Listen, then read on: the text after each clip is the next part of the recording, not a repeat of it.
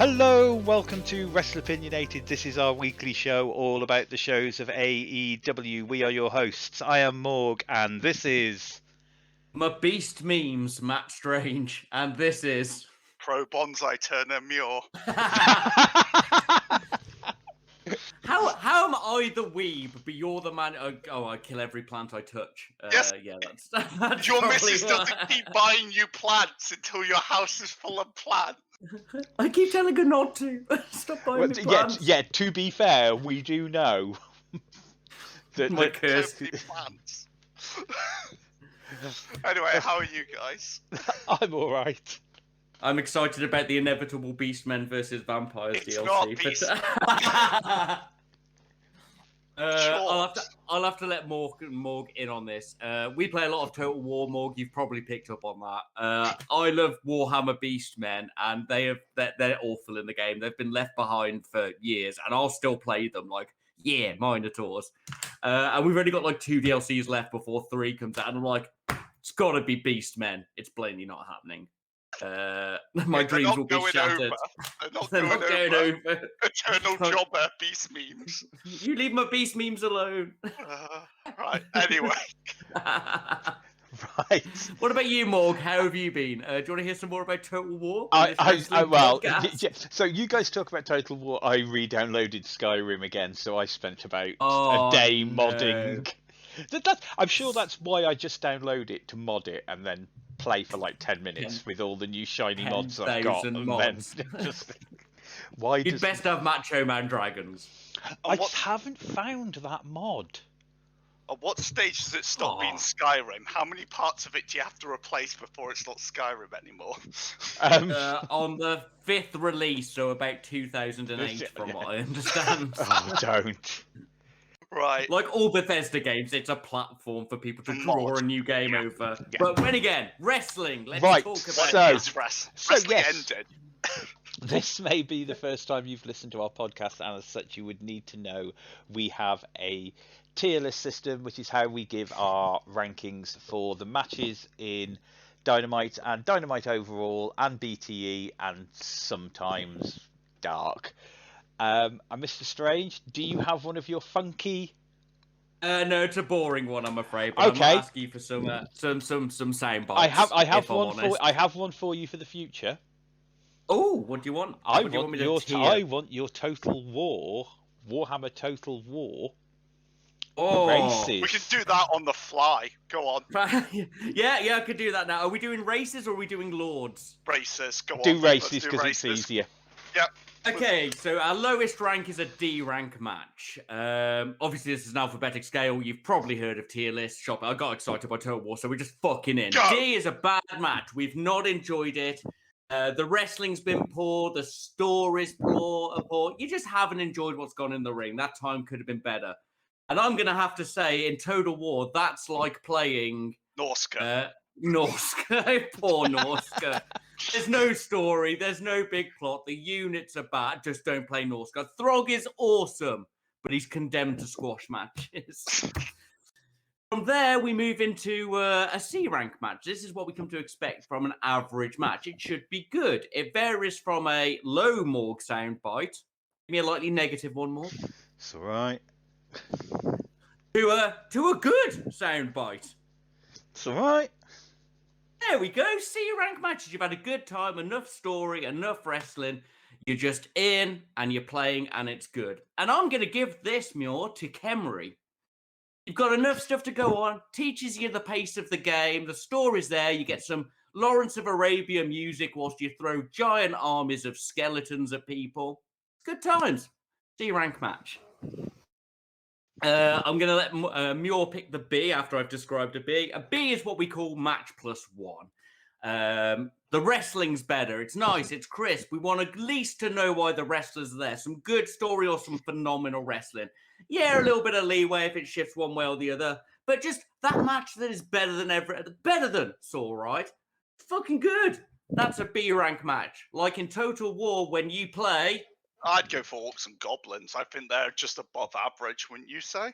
Oh yeah, it's just fucking hilarious. You get a bunch of angry Cockney football hooligans, deploy your mob of green violence, and run around punching each other till only you're left, and then invade everywhere else.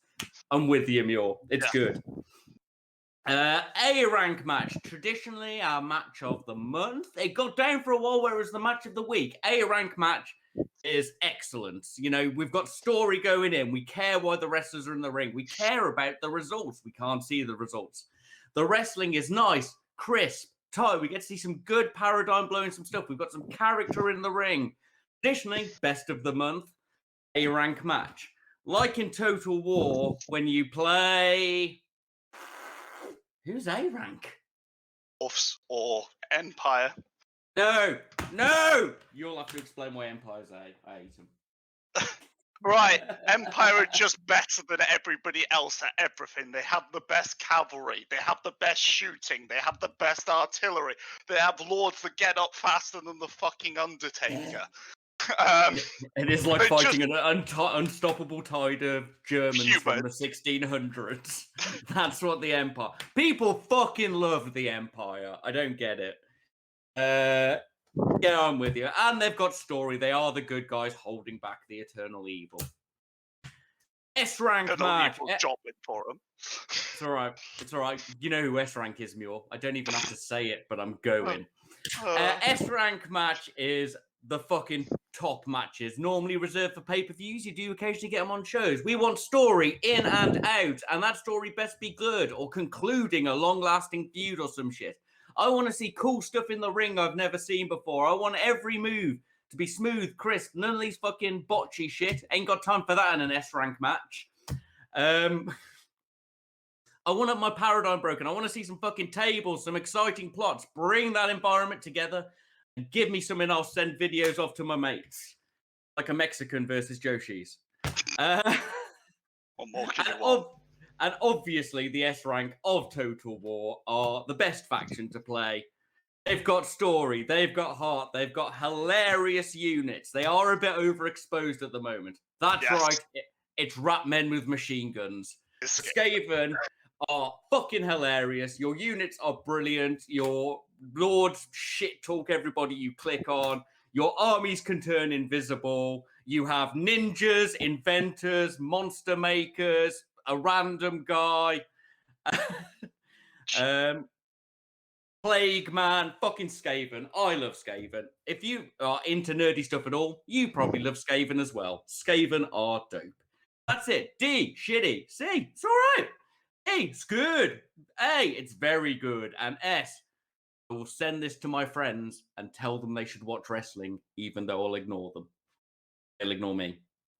They will. But I watch wrestling. No one likes wrestling. Excellent. No one likes wrestling, and they should. It's great. It's like Total War. That was very good on the fly.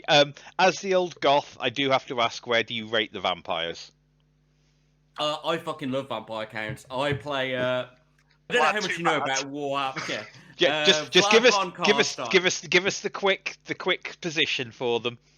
Where do they tier rank? I think they're rank.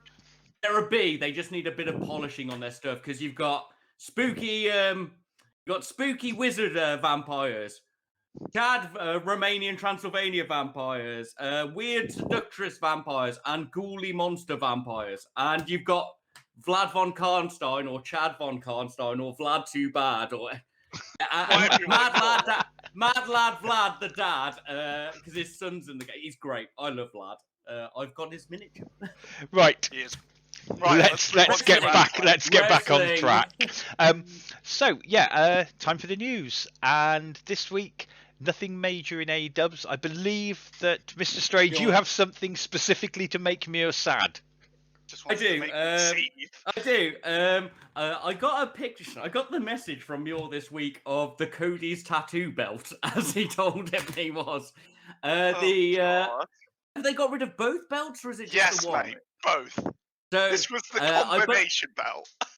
In a previous conversation on this podcast, we discussed how the NJPW, ICWP, and IGWP, or I forget which order the letters are in, belts are the best fucking coolest looking belts in wrestling. They've got a classic look to them.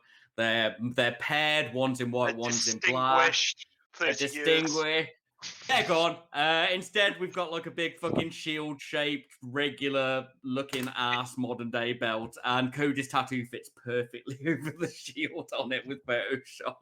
Oh, it looks like fucking WWE belts from like the early noughties sort of tackiness. Yeah, if it had NJPW just written across it in giant letters, it would be NJPW's WWE belt. Fucking It's not hideous. good. When you started saying WWE belt and then the nurse sound, I thought if he says 90s, I might have to quit this podcast. You can't quit the podcast, Morg. You're the one who organises everything. I'm quitting this. It's all right. He said noughties. It's fine, and he's completely right. You know what? It was spinner with gold.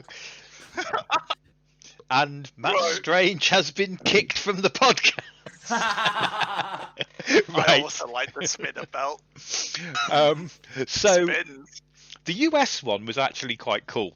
It was good for the time and the story of it. It's when everybody had that belt, it was stupid. Made no sense. It should have been like Austin's Smoking Skulls. Only Austin had it. Anyway, moving on.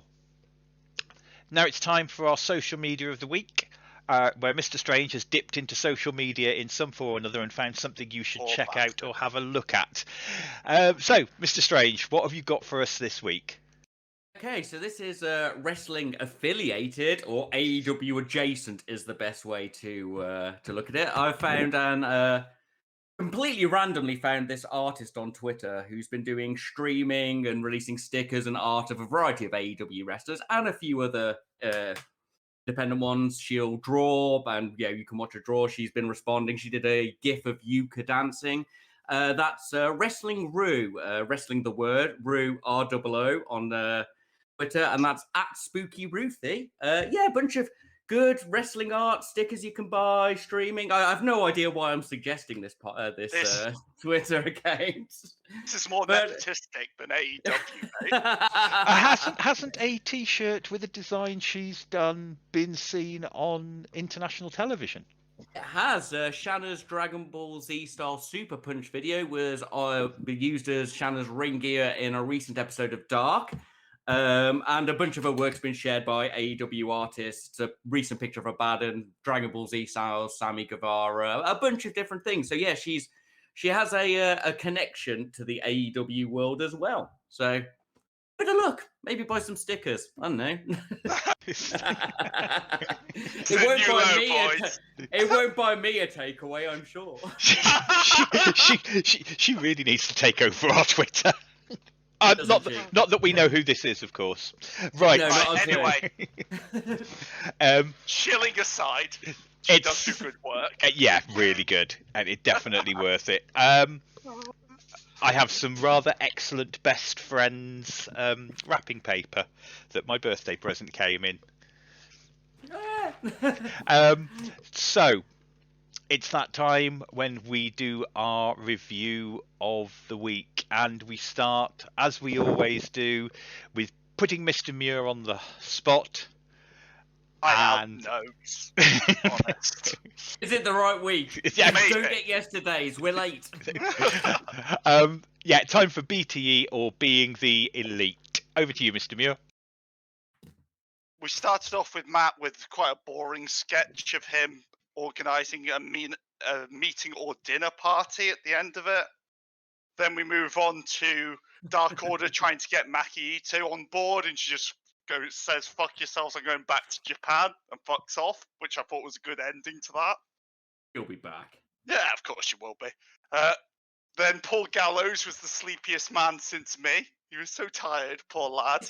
At least he's got a plot line now that everyone can be invested in. I'm very invested in this plot line. I don't know if how many times has he kissed today?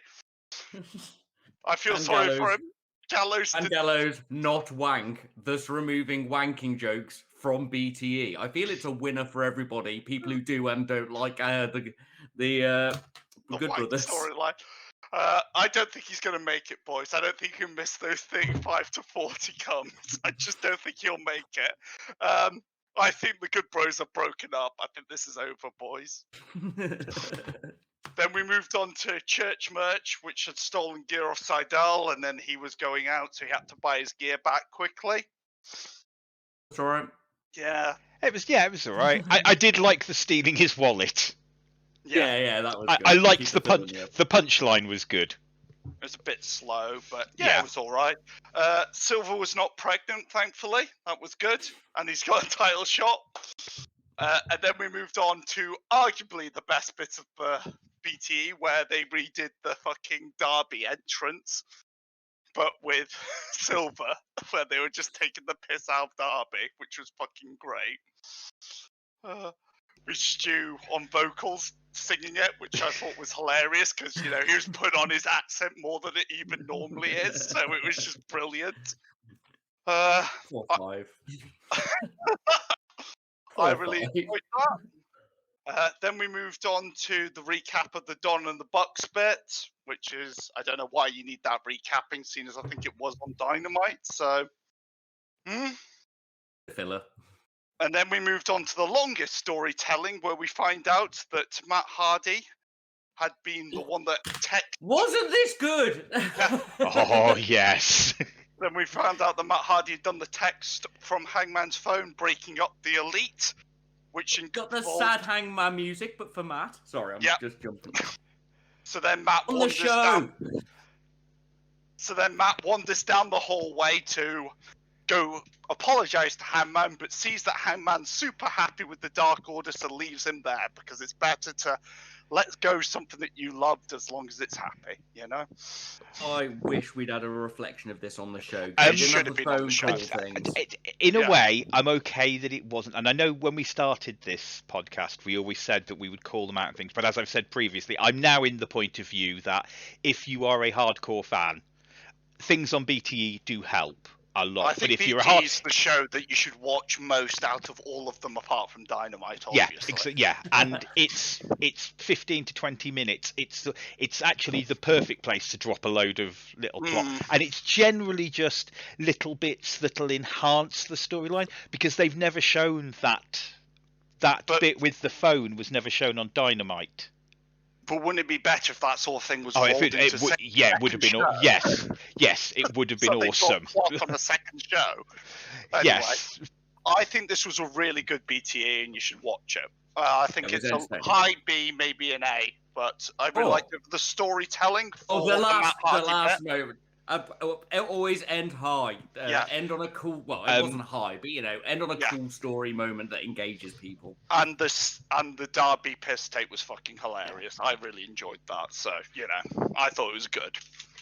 I agree. I think this was an A. I think that long-term story, the Derby bit with them doing the training with Derby was hilarious, and it took me just long enough to work out exactly what was going on for it to be funny. It didn't hit me right in the face, and even though it's only a very short segment, it took me just a couple of seconds to oh right, I see what they're doing. This is classic Dark Order, which they're so good at, and the long-term storytelling in Matt. And something the Raptor pointed out, talking of long-term storytelling, now she said, I haven't rewatched it to check, but she turned around and said, didn't that look like it was filmed at the same time? I mean, they could have got everything just right, and I think I should probably go and rewatch it and find out. I think it was having clips from back then to merge it sort of like it was, but if they've been shooting on the same site for like a year and a half now, so I guess it would be quite easy to pick up catch-up shots, but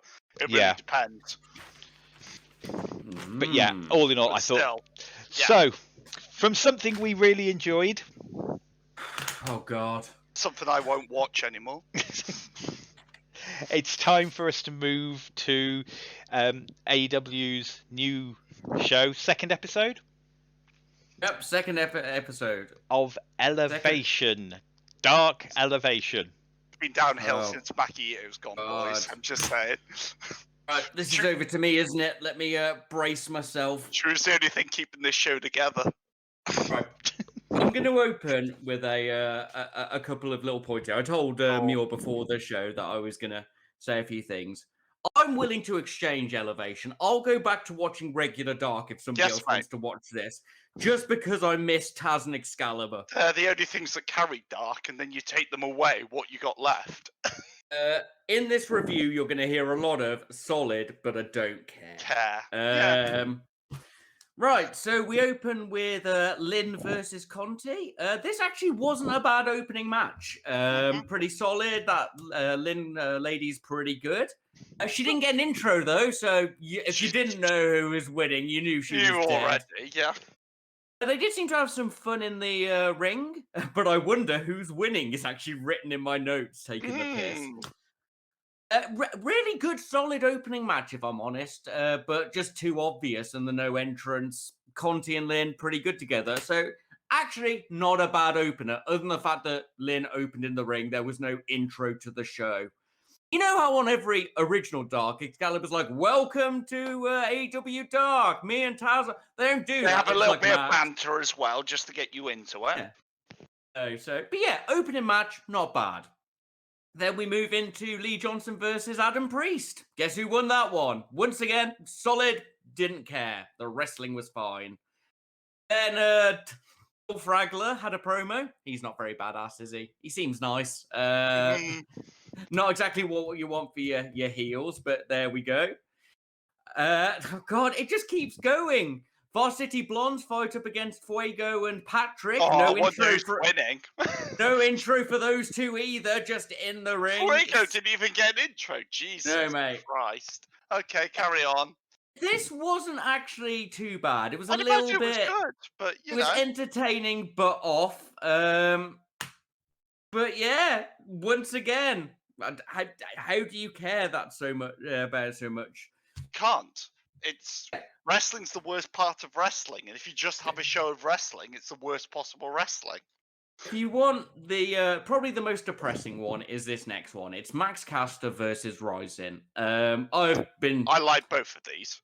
I like both of these wrestlers. I think Ryzen shows his character in the ring. I reckon he's got a good moveset. I reckon he's got great potential to be.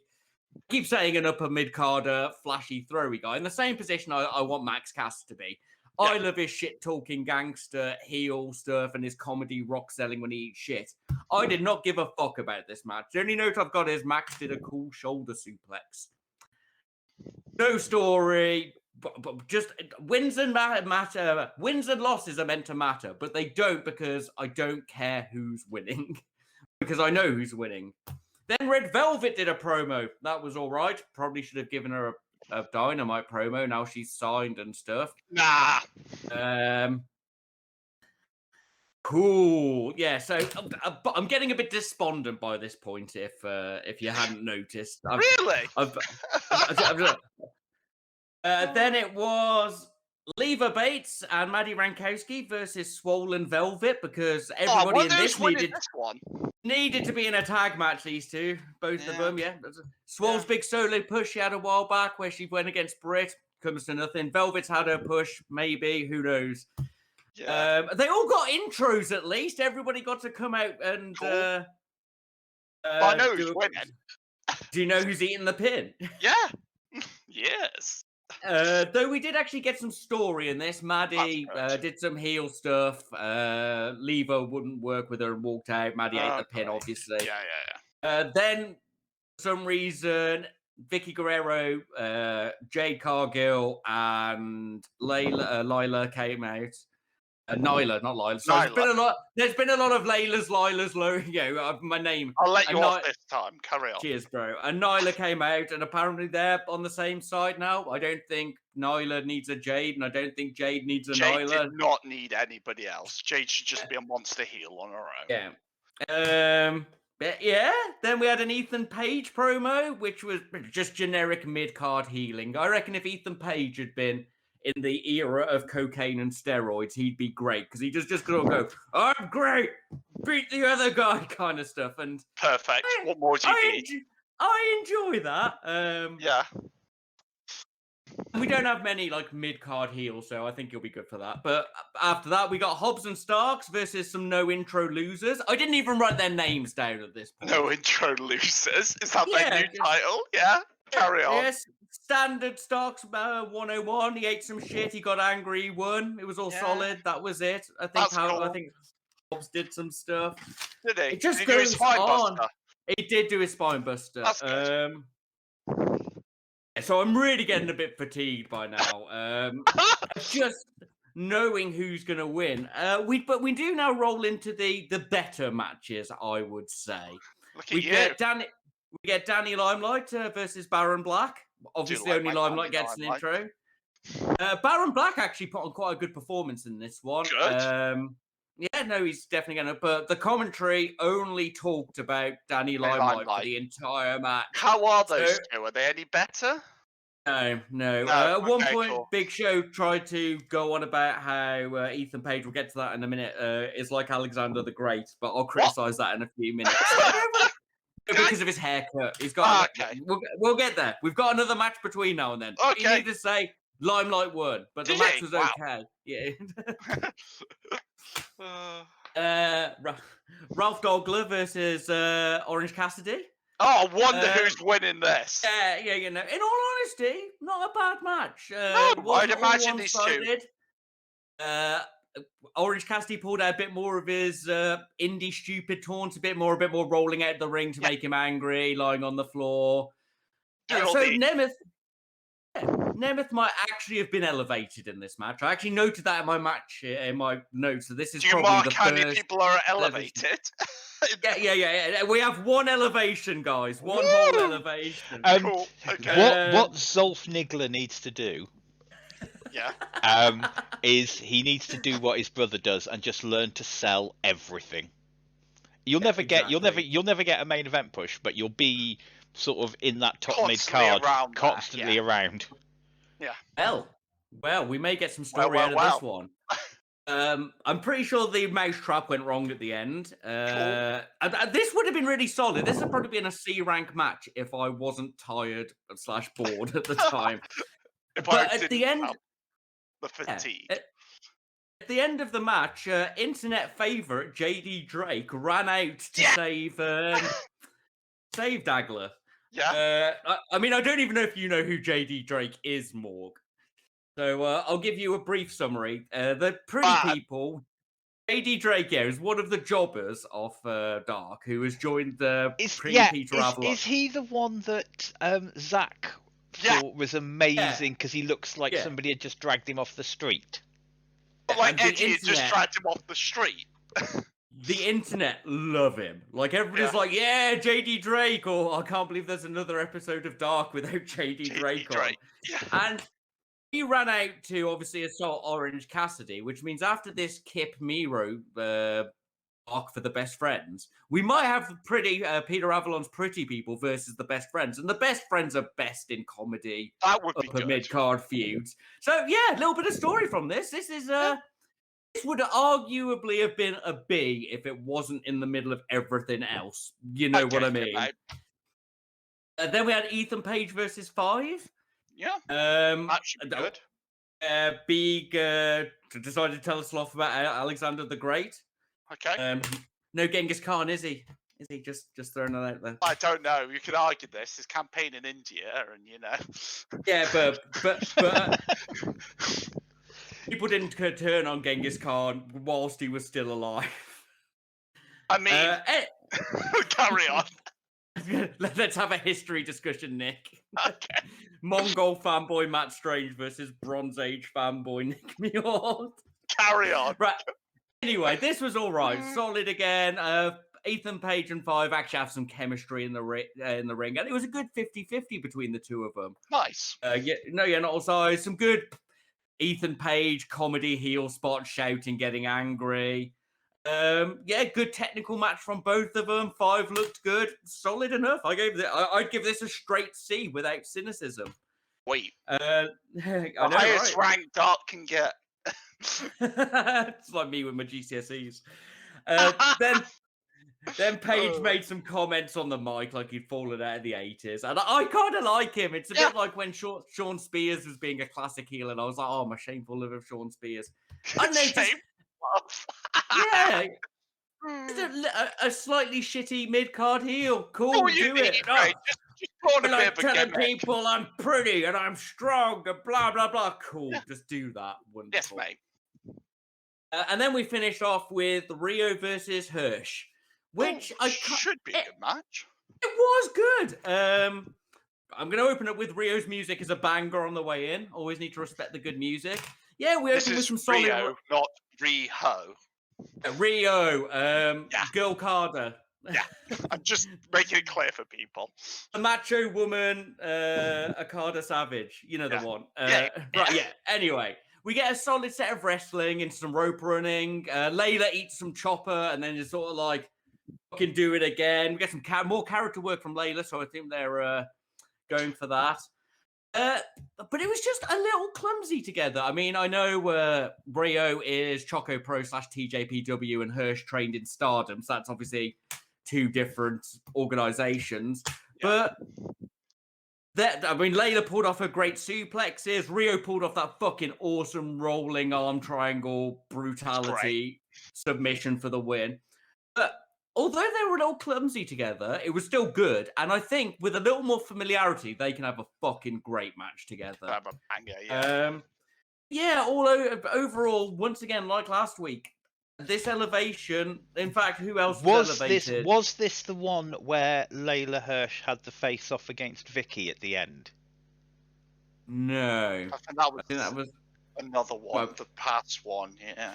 I don't remember. That might have been on Dark. There might be something I remember from Dark, God. Or it was this. So much wrestling. Yeah, but in honesty, people who were elevated by this Dark elevation, Nemeth looked good, elevated. Ethan Page and Five both elevated. I wouldn't say Rio or Hirsch were elevated because I know they're both very good. That makes sense. Yeah. Yeah, once again, you could pretty much start watching Nemeth and Cassidy or Limelight and Baron Black. Yeah, I'd watch the first match, then skip to like Nemeth and Cassidy. And this isn't to put the people down in the ring. The wrestling has all been solid and good. I just don't care, and I know who every winner is. You know, I never want to make these wonderful talents sound like they're bad. I've realised the problem. They are putting on the newer talent, so it's people like Red Velvet who's just broken through. It's people like the main event was Layla Hirsch and Rima Zanami. Great. You had Nemeth and Orange Cassidy is a big name, but I think he was the only what I would class as big name. The problem is some draw, right? Yeah, which, you know, and he's not a bad person because he does make people look good. The problem is you're putting them against these other people.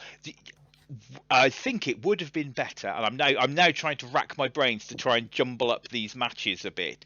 Could have just made some stories out of similarly ranked characters. Yes, you know, you could have had the pretty people versus the varsity blondes. Yeah, some people of equal power level. Yes, we wouldn't have. We wouldn't have known who was going to win. The Acclaimed versus Bear Country. Exactly. Yes, that's a very good call. This is the perfect place to do that match. In fact, and I'd be like, who's going to win? Yeah, these guys are going to get heated, elevated. Yeah. I'm trying to think of some of the others. I think Ethan Page versus Five that's probably a pretty safe one. That was a good one. We know Five's good, and he's a member of the Dark Order, which automatically now currently means you're upper mid card. Gives you a few, gives you a bit extra stats. It doesn't matter whether you're the new guy, you're upper mid card. I mean, there's an argument that Anna Jay is, you know, heading up towards the top of the card in the women's division, really. Yeah. Well, and by association, but also by association of being a member of the Dark Order, and now. So I think they're nearly right. They just haven't quite. If they can tweak that last bit and get Excalibur and Taz back on, please. I think I was more positive about this than last week. They just sounds like they just sound like they're having a conversation, and that's my only problem. They're not bad commentators, but they don't have the passion. Or more on that later. They don't have the passion in the same way. It's very conversational. Yeah, it's very conversational, and it's quite nice to have. But if I'm going to have Paul White and Tony Schiavone being being conversational. I think I just want them being conversational, and they'd Just almost be on better a off in a podcast. podcast. They'd almost Yeah, be better Don't they off on a have a podcast. There is an Anyway. AEW podcast. Yeah, Right. I'm restricted. I'll listen to that after listening to this one. Yeah. better. Are you ready for the Dark review? Yeah, carry on. So my review on Dark, having watched it some point last week, I think I watched it very early last week. Or is it gazing into the I abyss? can't remember anything about Dark whatsoever. Nothing stood out. No darkness, my old friend. Unless there was a Layla Hirsch match in which she had a face-off with Vicky Guerrero, which was interesting. Because I could... Historians will have to search back and see. Yeah. Was Alexander the Great better than Genghis Khan? This is the important part of that. Because if that goes somewhere and it ends up with Layla Hirsch going up against Nyla Rose or beating her. in that kind of thing, then I'm down with that. Yeah, that's good. But If I'm it sorry wasn't to that say, episode, it was shit. yeah, I'm sorry to say, Anyway. Nyla, you're losing that match. You have to lose that match. Oscar Beast will destroy. So Anyway. let's move on to Dynamite. Yeah. Dynamite. So Dynamite opens, JR Excalibur Schiavone on commentary. We open with Kenny Omega versus Matt Sydal with Mike Sydal, and Don Callis joins the commentary team. Kenny wins with the One-Winged Angel. What did you guys think of the match, and score did you give it? Yeah, this was good. We had a good technical start. We had enough story for me to justify, them being in the ring together, which is all I need realistically. It did start a bit slow on the old, technical scale, but maybe it's a Japan match. Build up and get round to it. Sydal's obviously fabulous. He did a standing rope jump turnbuckle thing 10 minutes in. And I'm also going to give a shout out to Don Callis. Don Callis is a good heel commentator. He's because great. He puts over the guy. He was like, Sydal's the man you don't want to start going and stuff like that. Really good stuff. As Jericho's there. as much as I quite like the three-man announced team they have for different parts when they get it right. And having JR, having the voice Just get rid of JR. No, I get. See, Tony. I just switch Shivani and Callis out and just put Shivani on any time that MJF's in the ring, just because it cracks me up how much he hates, and he does it so well. I like Big Daddy Tony more than JR. JR's got that. He's got that, but he's not the play-by-play guy anymore. So yeah, I think I'm kind of. He's with falling you. asleep on the mic, guy. I think I'm kind of with you. They need a heel commentator. Sorry, carry on. Yeah. Gino.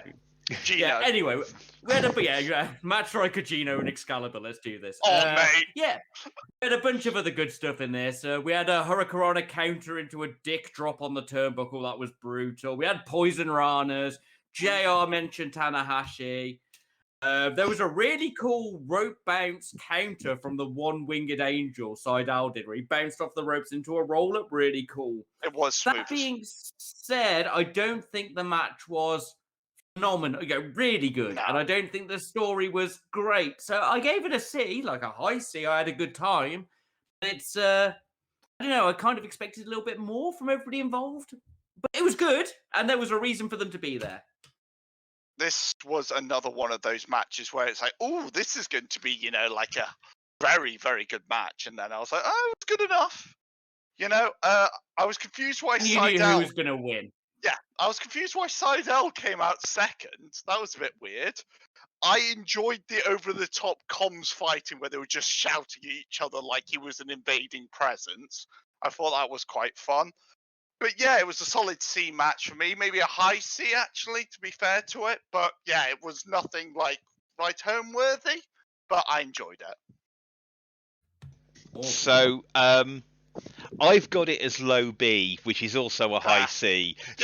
Yeah, I think we're all in the same ballpark. There was some flippy shit, which probably is just what pushes it up that little bit for me. I do like some flippy shit. And Sydal's one of my favourite flippy guys. Yeah, he doesn't he overdo it. yeah. He does it well. And I like the fact that and they're making a thing about it on commentary about him bringing in this submission style, and he mixes it up well, and I like it, and it sets up perfectly for should he turn heel, because he has a very babyface moveset. But yeah, I think I can agree with you both. I think a high C. I might have been just being a little bit. It was the first match on Dynamite, and I think I'd just watched Dark the day before, so anything looked good. Wrestling with some story. Just get excited. Yeah, it had a story. That was the important thing. Moving on from there, Dark Order promo. Any thoughts? Just wrote down lol. It was fun enough. They were doing the coffin drop, and then they let 5 drop to the floor. You know, it's standard Dark Order stuff, but I liked it. A passing C. Yeah, it's a passing C. A hearty chuckle. So, now this is the interesting one. Cesar Bononi versus Hangman Page. Hangman wins with the buckshot lariat. Scores and thoughts. Right, I was really enjoying this. I think Cesar Bononi looked fucking beastly. It was nice seeing Hangman, who's a big man, fight like he was fighting a big man. Yeah, he was actually like going for the weak spots. Wardlow match. Remember his Wardlow match in that tourney where he fucking had to hack Wardlow down? It was like that. Yeah, exactly. Cesar's not that much bigger than Hangman. I mean, he is bigger, but he's not that much bigger. But Hangman fought him like he was a mini boss. And then it was over. I was really enjoying it. Like, I wrote down a B, but I remember it like being cut short. It was very short. I really liked the two of them together. Yeah, so I'm guessing it's a C because I wrote down B, but I was then, it's over. So I think it's going to have to be another C from me. I think it clawed itself up to a C. The wrestling was definitely a C, but it was too short for me to really judge it as a match. I was really enjoying myself, and then boom, gone. And it's like, yes, okay, it's a C. I won't give it a D squash because I'm not feeling mean today. See, you've just hit exactly where I was.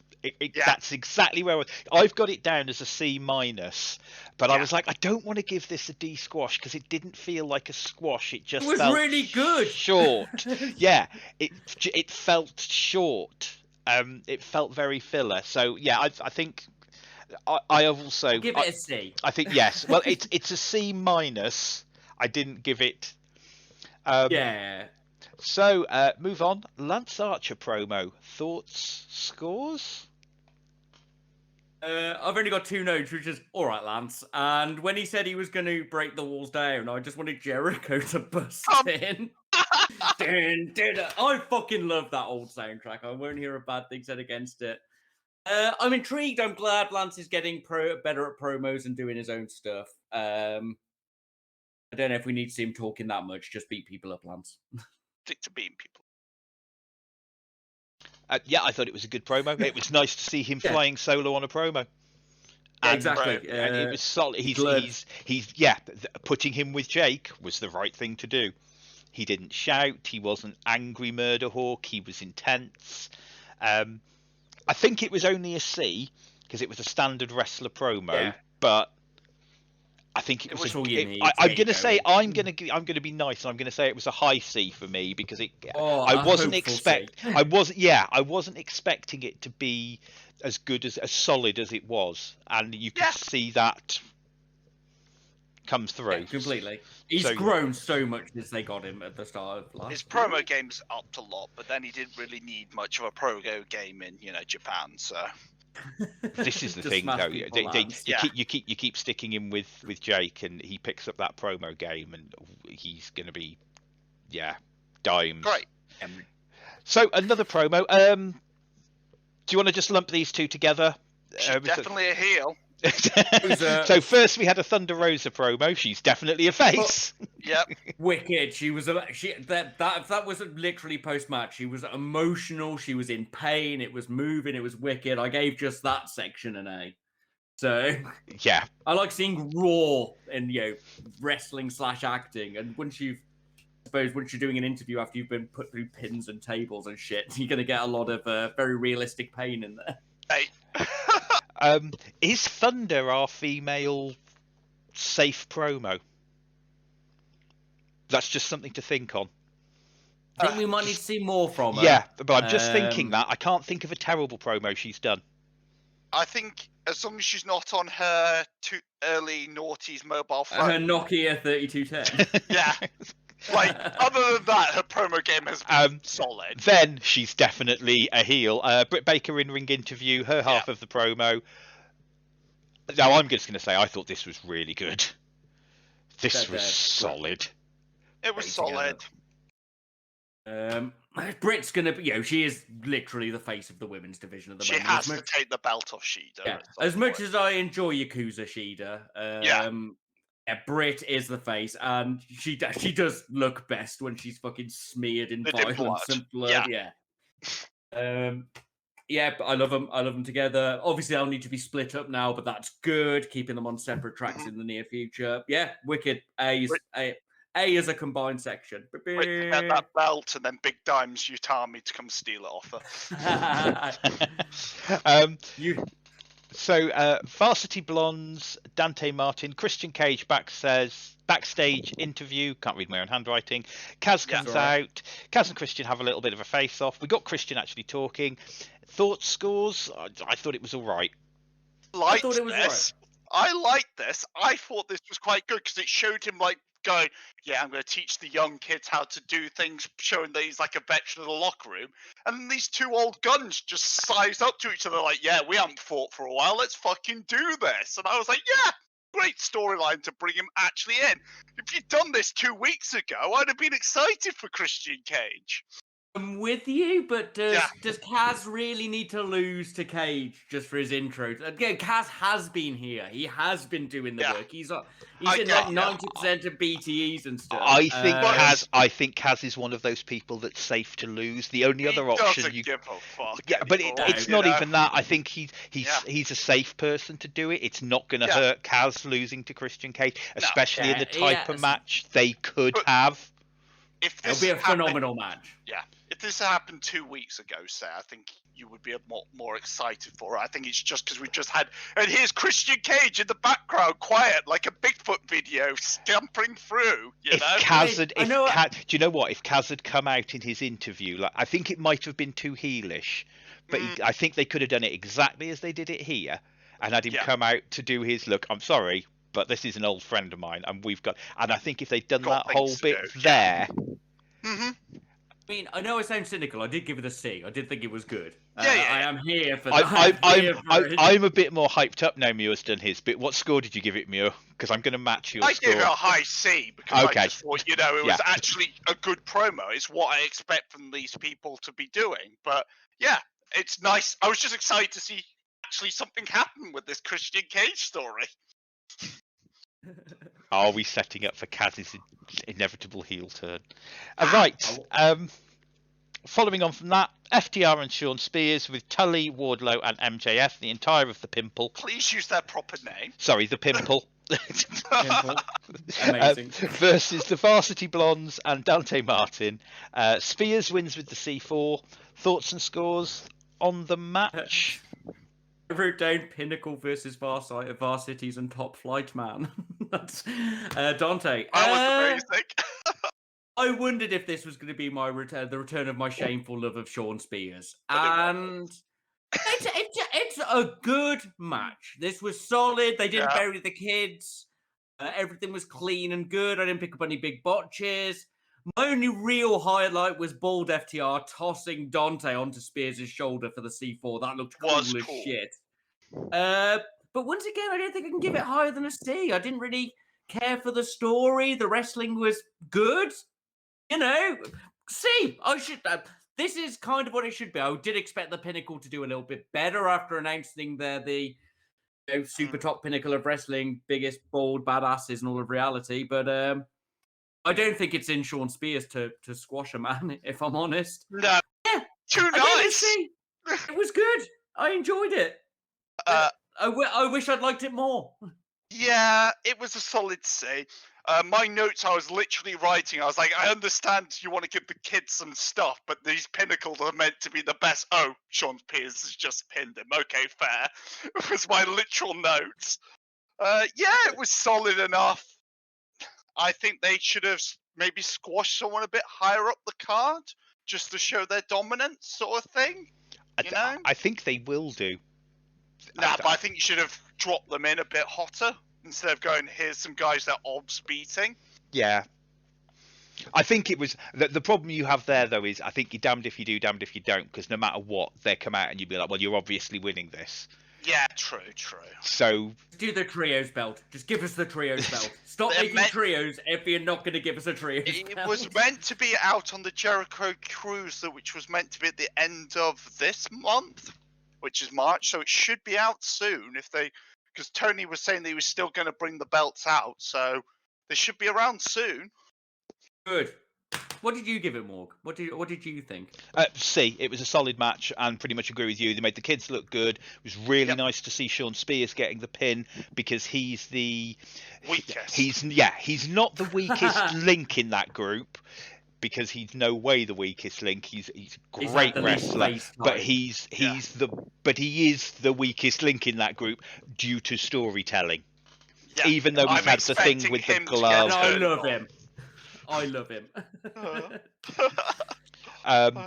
What when they realise they need to be a 4-piece. Then we had a Pinnacle in-ring promo. Thoughts and scores? 3 heels. Good closing from MJF. I think the best thing I saw about this promo in the ring was a picture of bald FTR, and somebody had commented with "What's Perry Saturn doing a promo on TNT for?"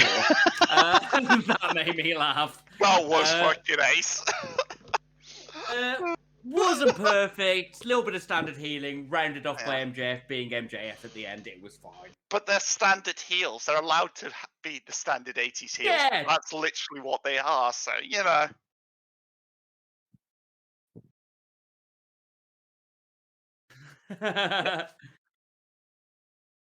Yeah. Yes, mate. Yeah, completely. End on a high note. Yeah.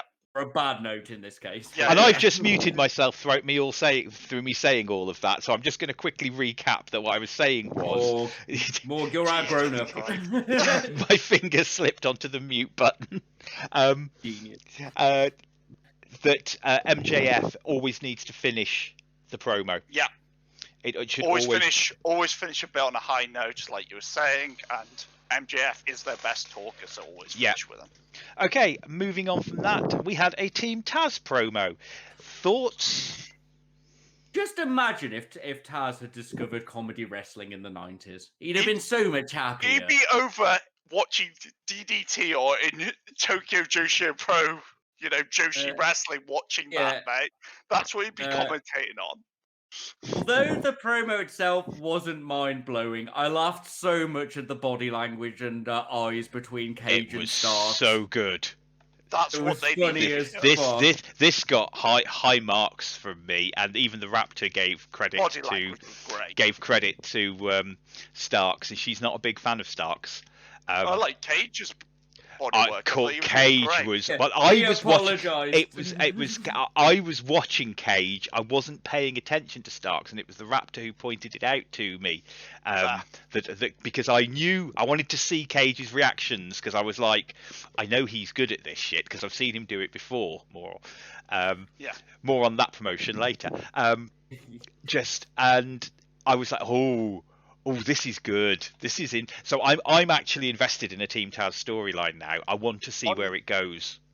On a weird note, do you miss him not being from the 559? I really miss him not being from the 559. Melissa's in Impact. Bring him over. God, she loved saying his intro. Yeah, nobody else can do it. Oh, I wonder if... do you know what? I reckon Justin Roberts could probably do it, but I don't think she'd do it as well. I don't think he can do it as well because he doesn't have that raw... Yeah, he doesn't have that raw actual love for the man in question. She, is married to him. That's fair. Anyway, sorry for the tangent.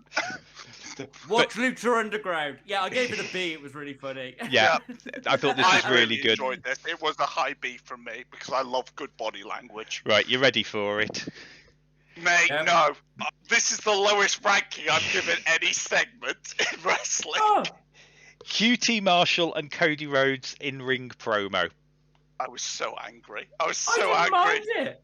No, I'm only angry because Cody's come out with a fucking broken arm after it. You know, arm in a sling. After he pinned him, after fucking his arm up.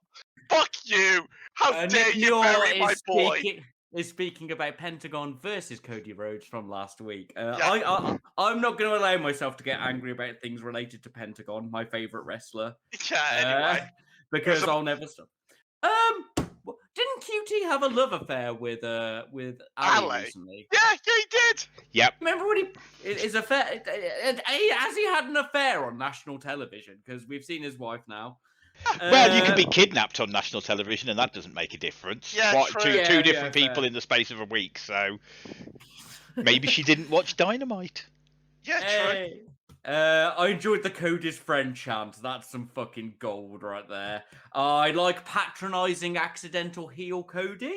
I think this is interesting. I think this has got potential. I think it's leading to the split of the Nightmare family, so QT can go off with the heels they're training. Yes. I'd give it a high C for potential on plot. Yeah. I liked the fact it was Cody, not Dustin. Yes. That did we'll get a good match. The only, apart from my jokes about the Penta thing, this was absolutely solid. The only issue with it was, that. This was really I'm good. angry about Cody. Yeah. So, working me into a C. What do you give it, Morg? Yeah, it's high C. Yeah, it's solid. It's a good. It's a good story, and like I say, it's interesting. It's taken a turn I wasn't expecting, and I think this is a more interesting story. And I like the idea of the exhibition match. And now I want to see if Cody puts QT over.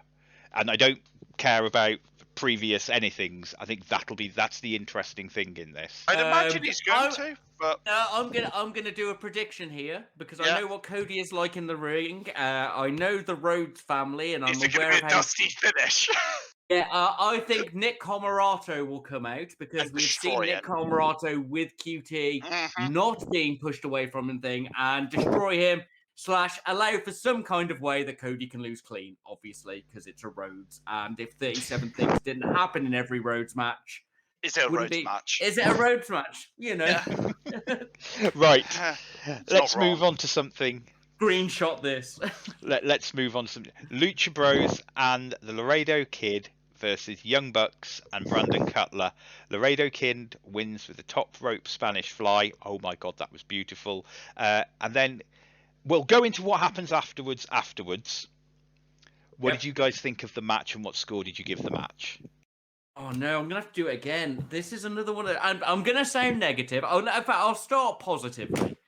Because I love luchadors. I love the Lucha Bros. I love the Laredo Kid. I even knew who he was. We get a really good start with Nick versus Phoenix, but then they go into that mirroring stuff they do in every match. Kick dodge, kick dodge, kick dodge, drop kick, dodge, drop kick, double drop kick. And I think double drop kicks look shit. They do. But I don't mind these moments normally, but whenever Nick fights Phoenix, that happens. I'm going to sound really critical. My next weird criticism is Pentagon's weird handstand move that he did. That was a bit strange. Then we get into the best parts of the match. And the best parts of this match are weirdly Brandon Cutler versus the Laredo Kid. Those two have got great chemistry together and work together really well. Laredo Kid does the cartwheel dodges. I love. Pentagon busted out a step up and out of the ring tope con hero, I think it was. That was good. Then we had 5 minutes of match, so everybody could wobbly outside. So every single person in the match could do some kind of jump outside. And that cost the pacing for me. Into Laredo eating a lot of shit. There was just a lot of cool there was a lot of setup things at the start of the match where I was like, this takes a bit of time to get going, and this takes a bit of time to do that. And it did get smoother towards the end of the match as these spots got less sort of set up. Nick did a rope spin lariat thing that was phenomenal. I love Matt Jackson's rolling suplexes. We've enjoyed Northern them Lights. repeatedly. Yeah. Rolling Northern Light suplexes. Love them. But in every single match, he does 2, and the tag team partner runs in, and he does the 3rd one with both of them. Why'd you run in? Yeah, why'd you run in? If I'm Pentagon and I fought the Lucha Bros, the Bucks 10 times, and every time Matt Jackson does 2 suplexes on my brother, I run in, he catches me and does the 3rd.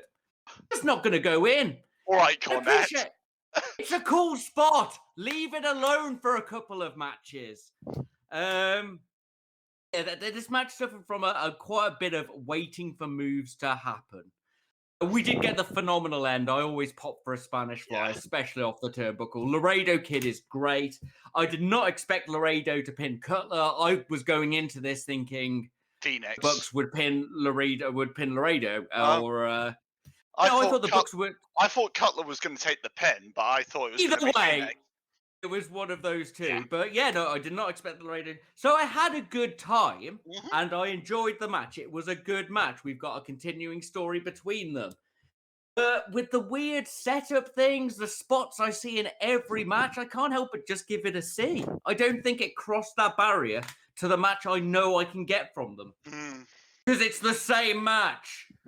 Yes, we have seen this match multiple times with the Young Bucks versus Lucha Bros, but I still think it's a B myself because I think they do fantastic spots together. The athleticism in this match and storytelling is good, but yeah, it's not what I expect from these guys.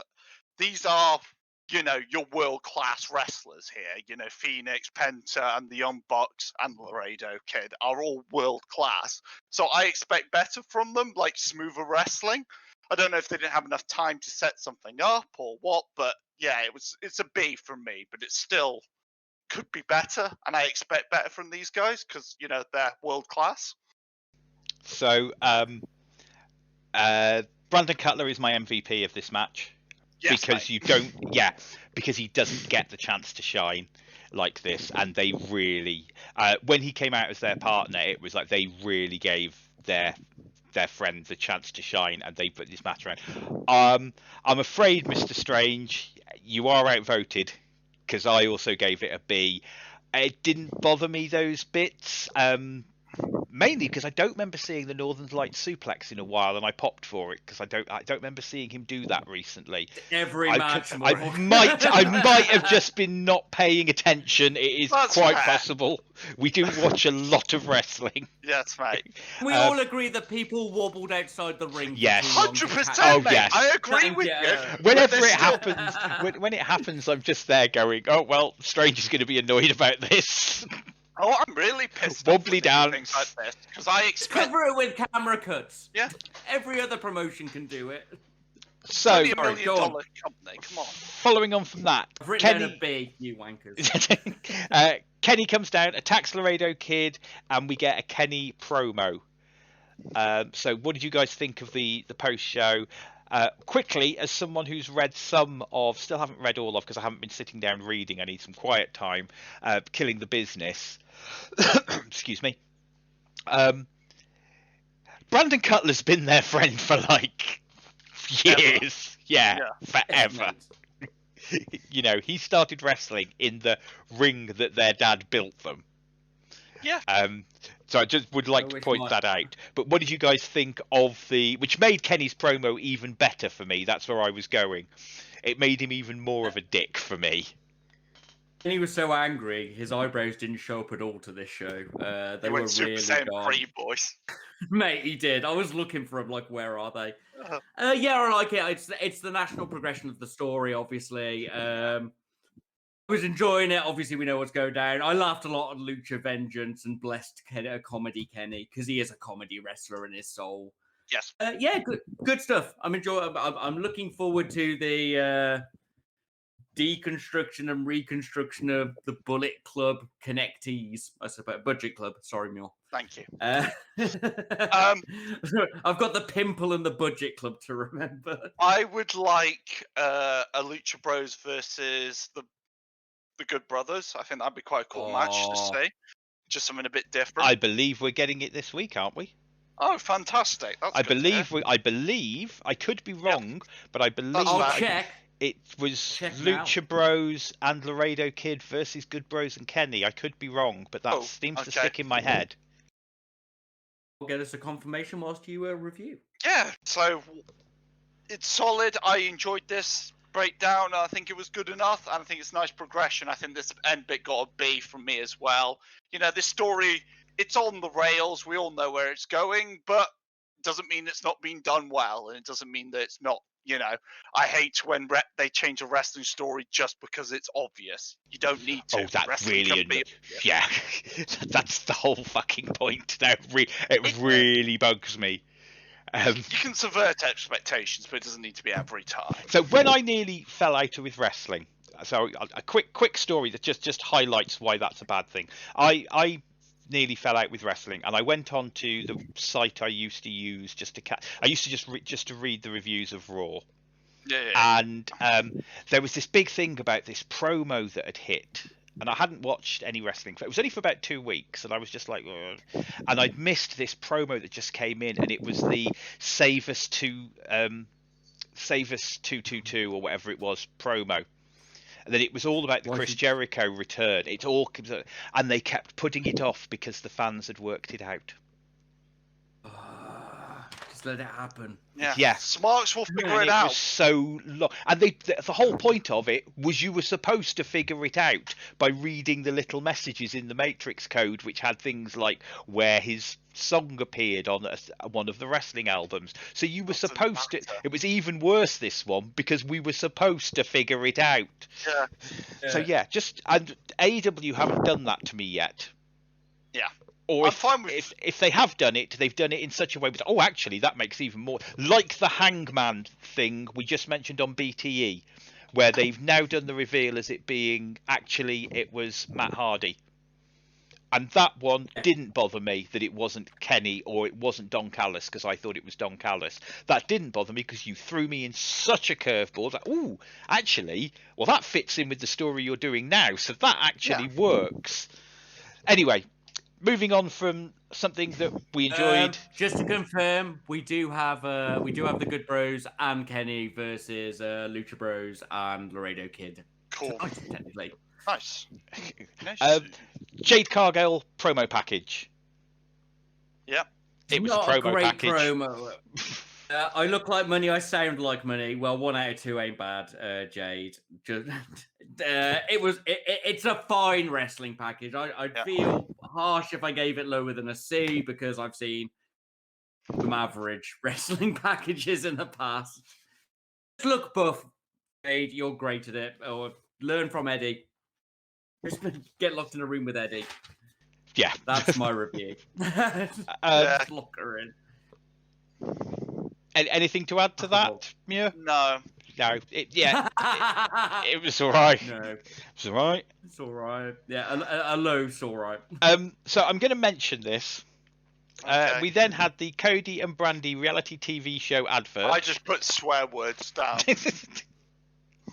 Didn't write anything. So because I thought you wouldn't, I've actually got. So me and the Raptor were discussing this because I don't like reality TV shows. There are some times, having seen highlights of it, I do wish I'd watched Ms. and Mrs. because there are some. But I reckon, having watched the best of bits, that I've seen the best. I've seen the best of it. Yeah. If people rave about this and say it's brilliant, I think it could be good because both Cody and Brandy are actually quite likable outside of the ring. The only thing I'm interested about is because Cody won't be able to fully drop kayfabe because he hasn't on any of the other shows he's been on, which means it's going to be like the old one with what's his name? I mean, man, who sang War Pigs. Ozzy Osbourne. Black Sabbath, yeah. Jesus Christ. Hey, The band was pretty much over by the time I was born. I know. No. I was just meaning just the state of us. But yeah, you know how that was like semi-scripted setup there. It's Yeah, gotta be yeah, like yeah. that because Cody won't drop kayfabe 100%, which means we'll have like a real. And we all know Cody's a bit crazy and possibly a sociopath, and his dog is actually like a care dog to. So. It could be an awful nightmare of television, or it could just be a self-promotion thing. But yeah, I reckon watching the highlights could be interesting. Or we could get stuff like the exorcism of Cody Rhodes and other great bits. If he goes full classic BTE Cody, I'll watch it. Yes, we'll review it if it goes to that level. Yes, mate. Fuck Dark Elevation. So, anyway. Let's move on to another promo. Which promo Mox and Kingston promo. Yeah. Thoughts and scores. Does it break the B barrier? I think it's a solid B. It's good for them. It wasn't good for them. It was average for them. Yes, good for them was the one around the fire with the whiskey just after the thing, and Mox's biker bar promo from a while back. But it was solid for them, so a B. Above average, because they're both promo machines, especially together. Yeah, they just bounce off each other. They shouldn't be split up, like we've said before. They just keep them as tough guy faces. They're fine at it. What more do you need? Just these two badasses that have been through everything, even though they're both younger than me. Yeah. No, but they feel they feel worn. They do feel very worn characters. So they do what they do. Let them do it. Yeah. Loving these two. I think they're really good. So, following on, rematch from the women's tournament. Nyla Rose with Vicky Guevara versus Ty Conti. Ty wins with the DD Ty, which is possibly the stupidest name. I'm just gonna throw in the extra bits. I know normally we sort of cut off, but it was Nyla beat down on Ty, Sheeda for the save, Bunny runs out. A little bit of female WCW. Nice to see Bunny looking at wanting to be a wrestler again. What did you guys think of the match and everything else, and scores? No, I'll save it for the end. The best thing. Cool. Right. I actually didn't know who the winner was going to be in this one. I thought it could go either way, especially with Conti having the previous win. Nyla had the previous win. That's why it had to be Tay, but yeah. I gave it overall a positive Morg soundbite. Oh, nice. It's all right. We had exactly. Conti ate a lot of shit for a while, but then she became Shibata. I do love when she just becomes Shibata. She's like, right, I've had enough. I'm fucking going Super Saiyan. Just gonna knee you in the face. If I had one criticism, I don't have a lot of comments because it was mostly solid. I had a good time in this match. I like both of them in the ring. The only criticism I would have is that at one point it was obvious Conti was going for the Shibata, I chopper you, you chopper me. Yes, mate. And she chopped Nyla, and Nyla didn't quite see that she was ready for the chops. They just went into some moves. Like I could almost see the disappointment on the avatar. She wanted to do some chopper. You wanted to do some chopper. We all love some chopper. Either way, good match. I'm glad she's doing a hammerlock DDT as opposed to that weird spin knee thing anymore. It's better, yes, but the name fucking buries it, boys. Then Bunny fucking Hadouken Sheeda with that kendo stick. I don't think I've ever seen anybody hit with a kendo stick that far. She's dead now, mate. And I watch indie backyard wrestling. And I think possibly the most brutal thing I've ever seen in heard in wrestling is somebody shouted, "Your brother's better" at Matt Hardy when he came out. That, mate. And I was like, oh. Mate, that's the biggest burial I've ever seen. Ever since Cena and the Nexus, that's the biggest burial I've ever seen. I mean, I reckon Matt Hardy is sort of like, well, I do know that, but on the other hand, I haven't ruined my life. So, overall, good. It's all right. I had a good time. I gave it a positive C. I enjoyed it. We got story. We got to see where the women's division can go with some stuff. We got to see Shibata. Yeah, it was good times. I'm never going to complain about Tai Conte when she's empowered by Shibata. I just can't. I just can't complain about that. I missed a few of her judo moves. I'm not going to lie, because she can't do them on Nyla. Like, Nyla's a big glass, so, you know, it's going to be an issue for that. But, yeah, it was a solid match. It was a solid C for me. I'm glad to see Tai get a push. So I've got to say that I have no idea who Shibata is, and I, throughout the entire thing, have been thinking that she's been eating some kind of Italian bread. Shibata is he's from the same class as Kenta, I believe. Yes, he got taken out due to a neck injury, so he's very rarely back. But Shibata was basically being known as the man who was hard, strong style in JPW. Shibata didn't really do moves. He just punched you and kneed you in the face until you lost. Fair. That's but while screaming a lot of the time. I think I need to go and watch some of these matches. What score did you give it, by the way, Mr. Muir? Sorry, I think I missed high it. C for me. It was solid enough. It's high C's across the board then. Yeah, I enjoyed this. Tai feels like she's in the right place now. She's filling out. She's having really good. She's having good matches. Not doing forward rolls in the performance center. Yep. Which, I mean, she never really got her chance there, and she's becoming somebody to watch. And she still needs a bit more of a character than I do judo and I'm a sexy Brazilian. Yeah, she does need a little bit more. Well, okay. I don't know. I like her. I like Japanese wrestling, and I do judo hard style woman. I think it's a cool character. Yeah, that's true. Fine. I was thinking more for promos type. The promo game. Yeah. She will be helped very much when Anna Jay comes back in that department, I feel. Yeah, because their best friends thing comes across as actually quite real. I don't know whether it's something they've thrown together or something. No, they are like best friends. They hit off. Social media together all the time. Yeah, so I think I don't know why they don't just have Anna Jay wander around, even though she's injured. Currently, I think she's still under the bit of the surgery where she's gonna have to. Yeah, fair. She's probably not doing anything with. I'm hoping they do bring her back just for BTE segments. Obviously, don't risk her, but just have her about very easily character. Yeah, and their BFF thing, it works really well, and if it's genuine. Their match is going to be really good when it finally happens, because people who get on have phenomenal matches. Following on from Best Friends, Kip and Miro promo package. Any thoughts, scores? I was bored of this feud a few weeks back. I in fact bitched about it before the pay-per-view. I love the fact Chuck has got his confidence now in promos. You can see the difference from him being sort of the background man who made like a one-off one-liner to you big Donkey Kong looking bastard. It's great. I gave it an A. It's my first A of the night. I fucking love Chuck. I love Chuck. And then just Orange Cassidy popping in with the one lines every so often is perfect. This is what they should be booked as, Who's he look like? Donkey Kong Jr.? Which blatantly should have said Diddy Kong, It's a Nintendo, it's a gamer joke. Anyway, solid. I love these guys, so I'm not going to say a bad word about them. Do you give it a score?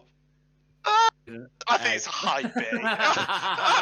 I don't know if it's an A. It's great. See, I don't know, Mr. Strange, whether I should be invoking the best friends clause. Oh, the best friend. We've not had the best friends clause in a while. This was really good, and I did really like it. I think I can only give it a B, a high B as well. I don't think it quite hit that level. It's an A, Strange. I'm changing sides. Then I'm invoking the best. Then I'm invoking the best friends clause. God damn it! Yeah, I think it was a high B. It was funny. It got the message across, and I'm looking forward to this match. I think that hopefully this match is just going to be ridiculous. Or it'll be indie-tastic.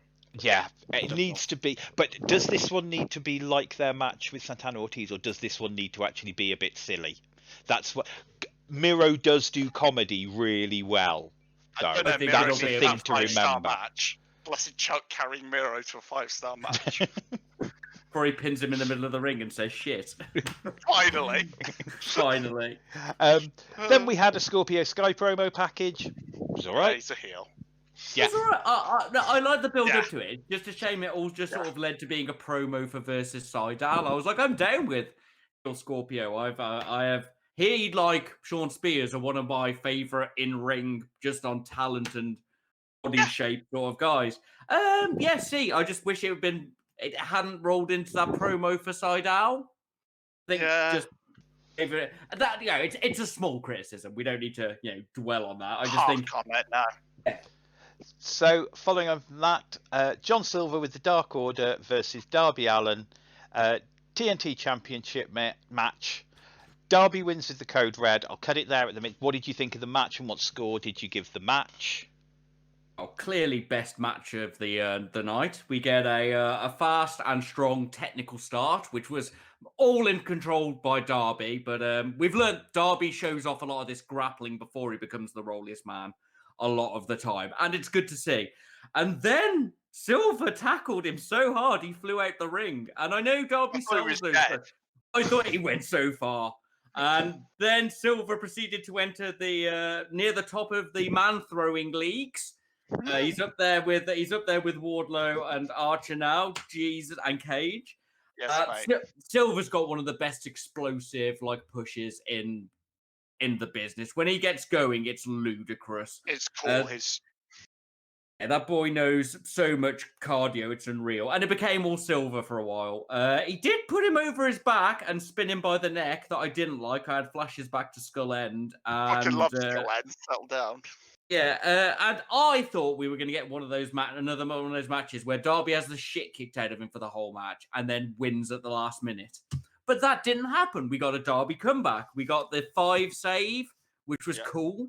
Does lead into one of my criticisms. Did Sting really need to come out I can't believe you jumped in the way of that dive? It's not really the same as them doing. They weren't very heely. I took a dive for somebody. I don't think Sting needed to be there. And I am going to come back to this in my part of the my thoughts. Oh, okay. Anyway, these two are fucking great together. Silver's strikes, Darby's technical skill and resilience, but the back and forth near the end was really good. Silver pulling off Anna Jay's finisher for her. What a fucking chad. Darby doing the coffin drop onto all the Dark Order. Didn't look wobbly, came out of nowhere. Don't know why he did it. Once again, they weren't particularly heely, but he took them out, whatever. Not wobbly, that's how you do it. The Avalanche F5, Jesus fucking Christ. I did find the Code Red / Canadian Destroyer finish a little bit lame. I'm not that much of a fan of the move, and we know it's a transitional move now. I think a coffin drop or something a bit fucking more hardcore would have sold the end better. But that being said, it was still the match of the night. We knew John Silver was now immune to the coffin drop. They showed earlier. He had to use something else to finish him with. Okay, pick something that everybody doesn't do halfway through. I know. I completely agree. It should have been a top rope Spanish fly. Yeah, no, a top rope Spanish fly or a top rope's poison rana. Nobody's ever disappointed when we see those moves. I gave it a. I was just saying, guys, calm down, making them have to do those finishes. Either way, I gave it a B. This was a good match. This was match +1. We had story. The Sting thing cost the pacing a bit for me. But otherwise, really good match. Really enjoyed it. I think that's the most positive I've been all night. The negatives about this match are the Sting bit. I didn't think that needed to happen. I was confused why he coffin dropped the Dark Order scene. They were literally just standing there and they got fucking annihilated. But this was a great match. I really enjoyed this. The only comment I've got is the fans were not happy that Silver lost. You can hear them all booing. It happens. Yeah. One of your over boys has to lose. Yeah. But yeah, it was a high B for me. I enjoyed this thoroughly. It was just a solid match. I always like it when Darby shows off his technical skills at the start, then does his fucking indestructible moves at the end. Yeah, it's solid. Good Goes match all pacing. round. Right, Yeah, over oh. to Sting Defender, our wrestling goth. No. Oh, no. Oh, no. Oxford. So, firstly, score, high B. Correct. Thank you. High B. Really enjoyed this match. Didn't care about the Code Red because I thought it was quite a good one. It looked good and it looked smooth. But when it happened, I went, Stranger's going to hate that. This is how I watch wrestling now. Didn't mind the coffin drop on the Dark Order. Didn't mind because corner of the eye type thing. Darby Allin, just had 5 get in the way of him. Didn't like Sting. Sting should have just come out, and I would have. And Matt, Nick, you listen to this. Have a word with him. He needed either better facial expressions or a bit of a, almost like almost the waggly finger. I think Sting. Yeah. I appreciate they want to have Sting on the show every week because he's a big name, big. Yeah. Then he should have come out as Darby's guy with him. Just stand in his corner. Should have been in Darby's corner. More. Yeah. What is less is more? Yeah. You just had him in the corner. Like you said, he could have just come out and gone, you've had your one, basically just looked at them and gone, you've had your one interference. If you do anything else, I'm kicking fuck out of you. Yeah. Don't bring him out. Just don't bring him out. Yeah. No, they're paying him. He can watch from the rafters. That would have been even better. It's almost like it's his thing. That would have, do his old classic thing. I'll call it don't misbehave because they know Sting is in the rafters like a 60-year-old Batman. On the other way round, this was a brilliant face versus face match. The Dark Order did not actually get involved. The only thing that happened was 5 taking the hit, which I thought was really cool. It was very Dark Order. They've got each other's backs. I like the way the Dark Order now, and this was the thing that came up in the commentary, and I remember mentioning this at the time, is that they are the group exactly the babyface group of what they were originally. In that they are for the losers and the people who, whereas before it was supposed to be like a cult thing that we're drawing you into, you type of people, and we'll turn you and mold you into this evil faction. Now they are. It's actually a friendship circle. Yes. It's basically you wear masks in wrestling. That's the thing. Notice Silver didn't wear his. That's how over he is. Worn is in ages now. Yeah, they don't bother anymore, those two. But yeah, I really enjoyed this match. High B. So then, following after that, Matt Hardy jumps Darby Allin, and Dub. And I have actually got written Dub fight with Hardy family happens. That is exactly my notes. What did you think of the ending? I just wrote Dub 3 times, so I don't really rate the Dub endings anymore. I'm not anti a Dub ending, but I can't say I'm pro it. I just get excited and start shouting Dub. But it did get 3 Dubs and not a TNA, and normally TNA's the rougher one, so I assume I enjoyed it. We've got to have 3 Dubs. It's got to be good. We've got to see the Hardy. Militia versus the Dark Order. It's got to happen. Yeah. Round out this storyline so Matt Hardy can go back to a crazier gimmick for when crowds are back, basically. I'm not against it. I like Matt Hardy's team. I'm not so annoyed with him anymore. Now he's actually an enemy. Let's see where it goes. What's he doing? Anyone? Just me. So it was anything to add, Muir, or are you? Not really. Yeah, it was solid enough. It was just what you need. Yeah, forward to the story. I am getting a little bit tired of the person you're fighting with. They do the Dub ending. They could have. I think I'd have been happier with just a fist bump from Darby and John Silver. Yeah, mate.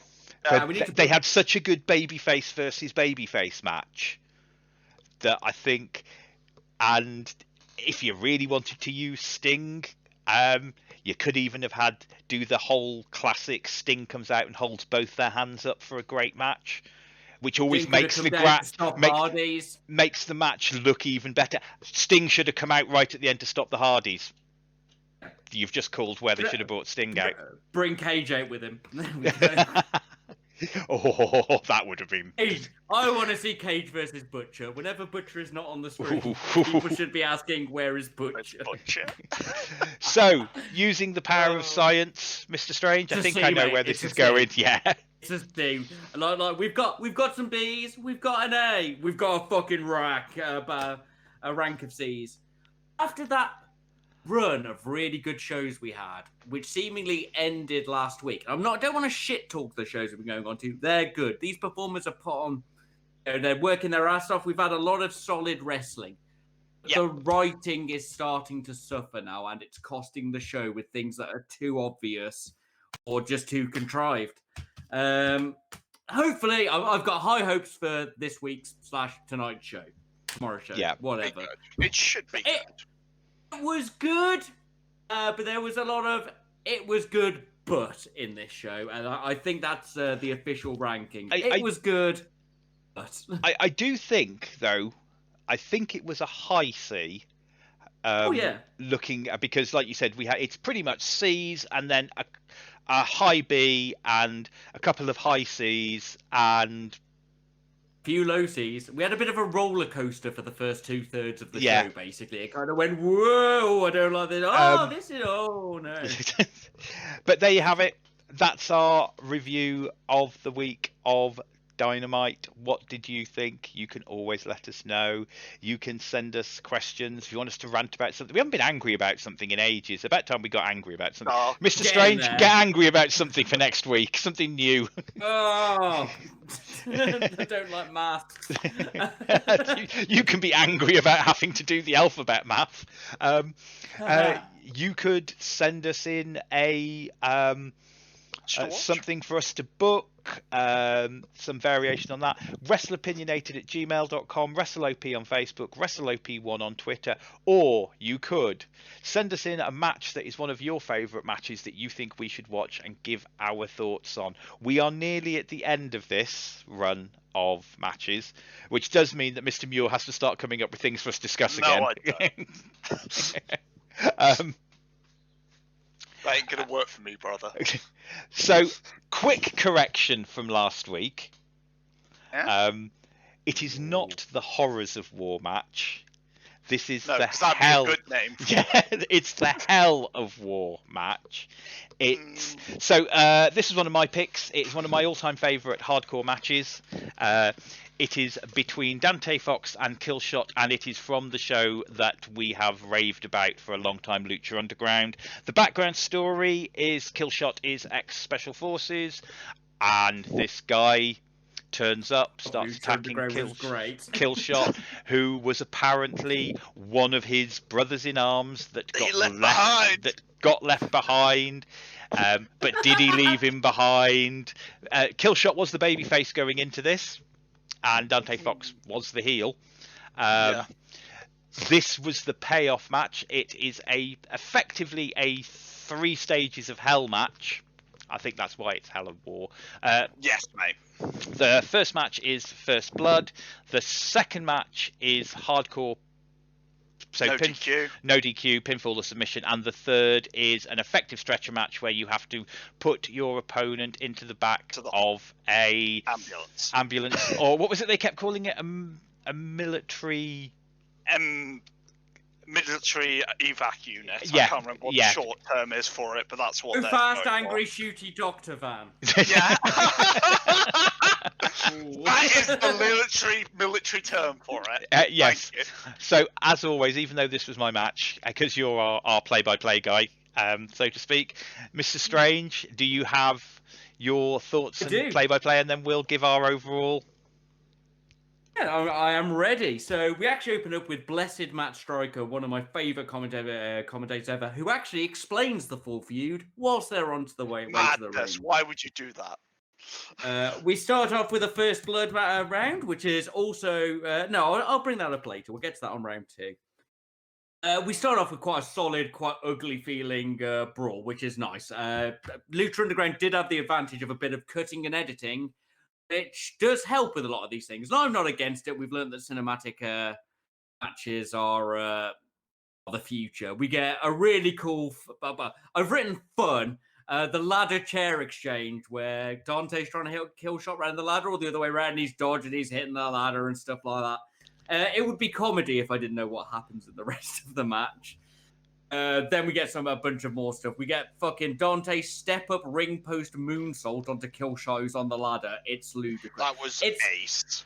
It's a fucking Don't you shame. love the fact that their ladder looks like it's been kept in the back of a dirty... You mean it looks like a real ladder, not this clean it looks like ladder. It's been in the back of a warehouse. I mean, it's blatantly weathered.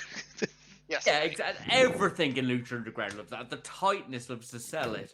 But yeah, that ladder comes out and he fucking moonsaults on a step up moon. It's ludicrous. We get one of my favorite things in wrestling, which is where you like throwing a chair and Killshot drops onto his back to dodge it and Kip ups up and then Dante just throws the chair into his face. Beautiful. I love a chair spot. The first round has great use of apron. They're balancing things on it. They're slamming into it. They're jumping off it. It's all sort of on that edge of the apron ring sort of spot. We get a hop-up Spanish fly from Dante Fox from the fucking turnbuckle. We all know how much we love those. Correct. And that first back slam through the glass is fucking ace. It's just immense. Which moves us on to round 2, which is no DQ. Even though round 1 was no DQ, it's now you have to win with a pin.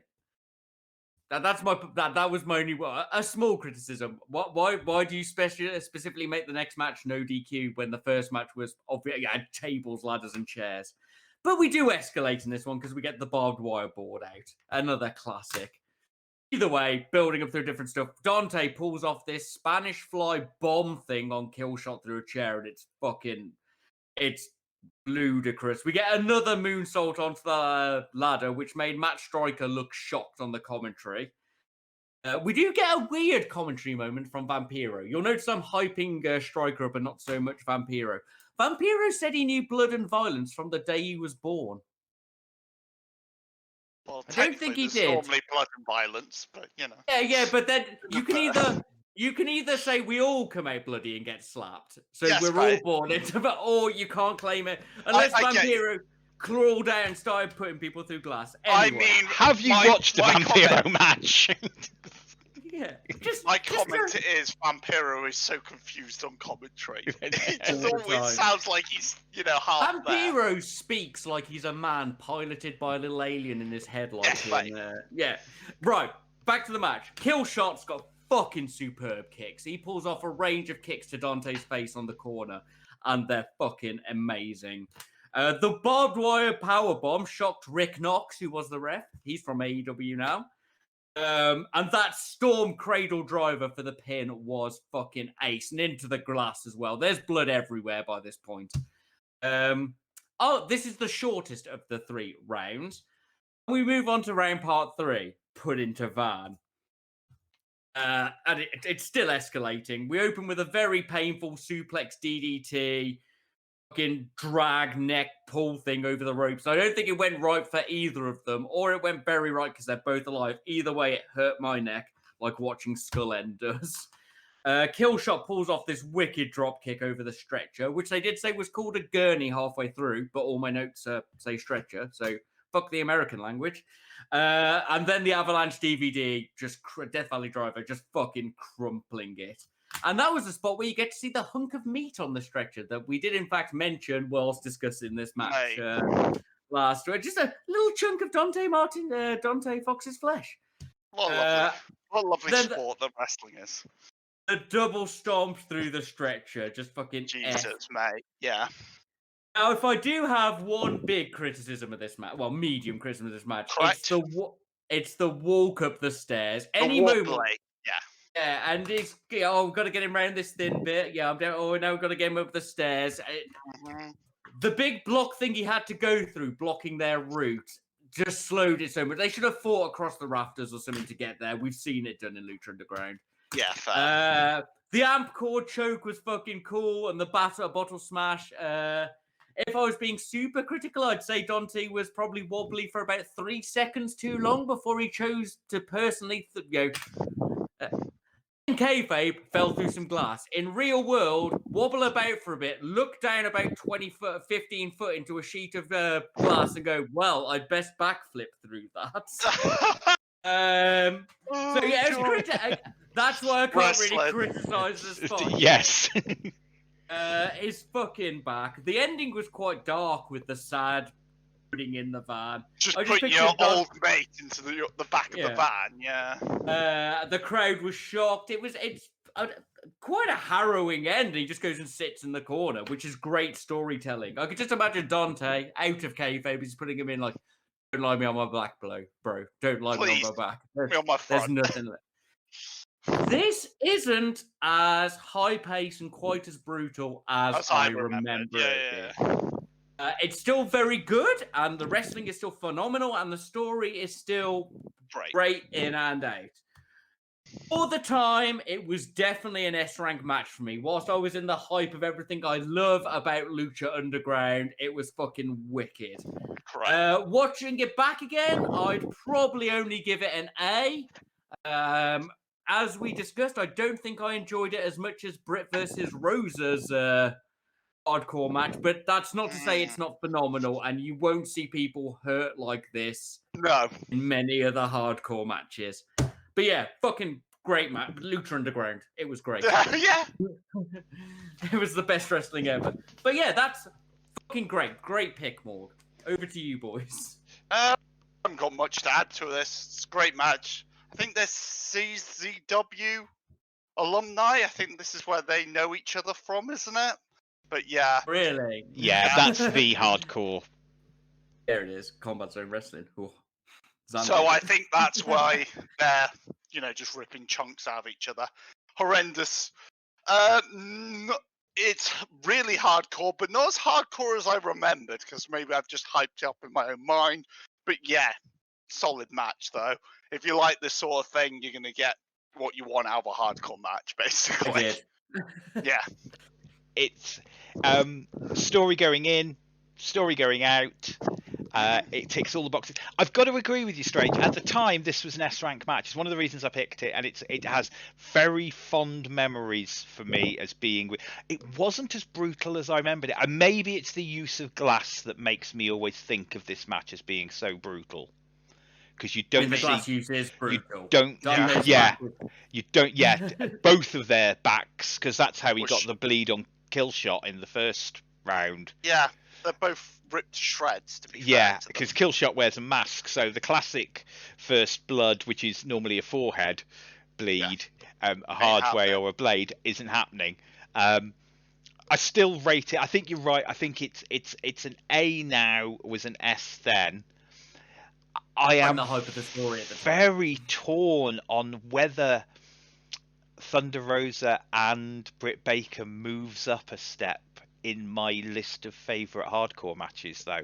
Oh, that's where I am torn. Having now rewatched this, because that was a really good. That Britt Baker, and I was fully expecting to be at the end of it, to be going, and that's what a hardcore match was. But I've got to give even more credit to Britt Baker and Thunder Rosa again, because theirs was brutal, and I think theirs is definitely in my top 5. Well, that's a full tier list, Morg. That's your job for next time. Oh, my top. I've got to try and think of what all 5 of them are. I can give you my top 3. Save it. Yeah, we'll save it. So yes, definitely worth watching. Not as brutal as I thought. If you don't like people being chucked through glass, maybe don't watch it. But both the guys walk out, as wrestlers do, to break the illusion of the story. But in a story of this match, it was really solid. Right, it's that time. Next. Well, this is where, as we said, it gets interesting, because we have 2 choices left. Phil. And if that one is last, everyone's going to think I cheated. We trust you, Morg. I've known you long enough to have my faith in you. Phil. It isn't. That is going to be the last one. In honesty, I know what this match is. It's Ricky the Steamboat Dragon versus Macho Man at WrestleMania 3. So I think it's well renowned amongst you two that Macho Man is my favorite overall wrestler on Just Fuck It. When I was very, very young, growing up in a little shithole called Kidderminster, my granddad used to watch old wrestling and World of Sports and stuff, and his absolute favorite wrestler was Ricky the Steamboat Dragon. Yeah, fucking so it's kind of amongst he was definitely the one he put above Giant Haystacks, Big Daddy, Big Van Vader, and Ricky the Steamboat Dragon. Those were my granddad's 4. So this is kind of like wholesome and warming for me. It's like a little flashback to my childhood where my grandparents were alive. You know, it's genesis of more modern wrestling on the big stage. So, you know. Yeah, this is. This match, Ricky the Dragon is the guy who, when he came back at a WrestleMania, the crowd chanted, "You still got it," and it's the first time when I ever sat there and went, "Yep. You are not wrong." Still have that. Yeah. That's a match we will only review if we decide to review bad matches with a really good bit. Chris Jericho versus 3 legends. One of those 3 legends was Ricky the Dragon, and one of them could still work. The rest, oh no, it was not good. So there you have it. That's our show for the week. As always, I'd like to say thank you to Anchor.fm for hosting the podcast. You can find us Wrestleopinionated on Spotify, Anchor.fm, and on YouTube. Over to you, Mr. Muir. Please send in stuff to us. It means I don't have to think up a new thing to discuss in 2 weeks' time. Thank you very much, people. Right, so if you'd like to send in any questions and anything like that, please send them into Wrestleopinionated on gmail.com, WrestleOP on Facebook, and WrestleOP1 on Twitter. Thank you very much for listening. Over to you, Strange. Oh God, it's the rundown again. Please like, share, subscribe, hit that little bell button, write a comment, hit the top bar thing on Spotify. I don't know what Anchor has. We do appreciate you listening. You doing all these things, sharing it with your wrestling watching mates. We really approve. Do send shit in. We will talk, swear, judge, criticize, and mock them, or be positive. That's also a possibility.